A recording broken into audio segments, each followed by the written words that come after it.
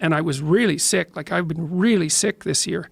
I had, like, last January, Jesus, it was just dismal. I wouldn't have wished that on my worst enemy. I had 3 weeks where I didn't sleep a wink. You try that. That's really entertaining. One long day of misery that's 3 weeks long. What kind of an illness? It looks like an autoimmune disorder. Do you think this is because of stress? No, I don't. You don't think it's connected at all? Well, yeah, I think it probably made it worse. But no, it's something that I've battled with for a long time.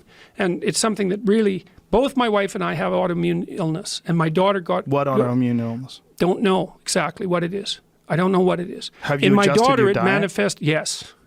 That's what's fixed it. What fixed it? Oh, all I eat is meat and greens. That's it. No juice, no vegetables, no carbohydrates. Meat, greens. That's it. And that fixed it? That seems to have fixed it. That fixes so many people. Well, I can tell you... I don't know if you've listened to any of the podcasts I've done. Yeah. Well, I've been following them because my daughter has a blog, too, called Don't Eat That. And my daughter had a terrible autoimmune disorder. It was awful. I detailed that out in Chapter 12. She had 38 affected joints. And she had her hip and her ankle replaced when she was 16. Jesus. So she walked around on 2 broken legs for a year in excruciating pain. She was on extremely high doses of opiates. And so she was addicted to opiates, which she just, once she had her surgery, she just went off them cold turkey and like suffered through the withdrawal for 2 months. And compared to what she had been through, that was nothing. Like what she went through, man, it was dreadful. And that was just the surface of it. Like that was only the beginning of her illness. She had all sorts of other things that were worse than that. And so, and we figured she was probably going to die by the time she was 30 because my cousin's daughter had a similar autoimmune problem and she died when she was 30. So it was bloody dreadful. But she figured out at one point that it was associated with diet. And then she went on a radically restrictive diet. And she was on antidepressants. She's not. She had to take Ritalin to stay awake. She could only stay awake about 6 hours a day, and she had to take high doses of Ritalin to stay awake. What is this autoimmune disease? Well, her diagnosis was rheumatoid arthritis. Right. But she didn't have the blood markers for it, but she had all the other symptoms. Anyway, she figured out this restrictive diet. She only ate chicken and broccoli for about 2 months, and almost all her symptoms went away. And she's pretty much symptom-free now, and it's a complete miracle. And she convinced me to try this diet about 1.5 years ago. And so I lost 7 pounds a month for 7 months. That was the first thing, which was just bloody amazing. Yeah, it was unbelievable. I couldn't believe it, you know. Was your diet rich in refined carbohydrates before that? Rich enough. Yeah. Rich enough, you know. Pastas and bread and things along those lines? Bread in particular. I ate a lot of bread. So the first thing that happened was I quit snoring. That happened immediately. Took 1 week, and I was snoring quite badly. So that disappeared in a week. And that was amazing. I thought, oh, that's interesting. And then I had gastric reflux disorder. That went away. And then I lost 7 pounds the first month. I thought, oh, that's a lot, 7 pounds. I had psoriasis. That went away. I had floaters in my right eye, which is also an autoimmune problem. That went away.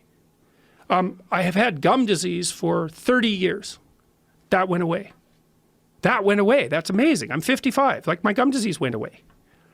It's ridiculous. So I figured all that out. So my life in the last year was so strange, because I'd get up in the morning and I'd think, God, all these bloody scandalous things are happening around me, and I have to deal with that. And then I'd think, I need a break, but I can't eat anything. I can't eat anything because if I ate the wrong thing, it would like knock me out for a month. So I was trying to figure out what the hell was wrong with my diet, and I was feeling wretched. And so it was like it was like wolves at the back door and crocodiles at the front door, something like that. So, but whatever, like, I'm down to the same weight I was when I was 25. Wow. Yeah, no kidding. And I've got lots of energy. I wake up in the morning and I wake up. That's never happened to me my whole life. I've always had to have a shower. It took me an hour to wake up my whole life. That's gone. I'm not hungry. I don't have hypoglycemia. I have lots of energy. I can't eat anything, so I can't go out for dinner. But you can't eat nonsense. You can eat. I mean, I'm on the same diet. I can eat meat and greens, man. I don't have a disorder like you did in the same regard, but I take a day where I have a cheat day. And I don't even do it every week where I'll have a cheeseburger or something like that. Yeah. But for the most part, that's the diet that I follow as well. Yeah. Well, for some people, it seems like well, For a massive amount of people. Well, I think for far more people than we know. I think people are carbohydrate poisoning themselves like they can't believe. Yes, and along with all the other things that go along with it, insulin. Yeah. You know, all high the blood sugar is not good. Cholesterol, and this idea that cholesterol and saturated fat are the problems that people are experiencing. It's not true. No. The real problem is sugar, and cholesterol has been demonized. You know, I'm sure you read the article from the New York Times about the sugar industry. Paid off scientists to lie about the results. Well, I know too that 2 food scientists in the UK resigned about 3 years ago. They were part and parcel of the organization that had produced the food pyramid. They said it was the worst public health disaster of the last 40 years. Pretty much got it backwards. Yeah. And you look around, you know, you drive through the U.S., it's really obvious in the U.S. is people are overweight like mad. Like mad. Crazy. It's crazy. Ridiculous. Go to Disneyland. Yeah, exactly. It's insane. It is, but you know, and the reason is, as far as I can tell, the reason is that they're poisoning themselves with carbohydrates. That's what it looks like. And the thought process is so out of whack. I retweeted an article today from Nina Teicholz. She tweeted it about this trend of eating only egg whites and how terrible it is for you. It's a health disaster. And this idea that cholesterol from the egg yolk is bad for you. It's one of the most important things you can eat.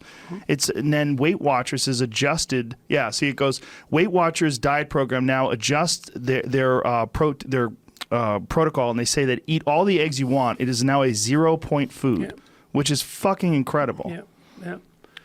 So, and the way I don't get hungry is I eat a lot of oil, like a lot of olive oil. Yes. So, and that keeps fats. So you're basically burning fat. You're on like a ketogenic diet. Yeah. So, and it seems to be, well, and that was that would have been complicated enough to keep me occupied for the last 2 years, especially sorting it out with my daughter, because that was quite the bloody nightmare, I can tell you. It was really something. But I can't believe she figured it out. It's amazing. It is amazing. And like she's in pretty damn good shape. She just had a baby like 5 months ago, so that was a good miracle too. Yeah, we're stunned, man.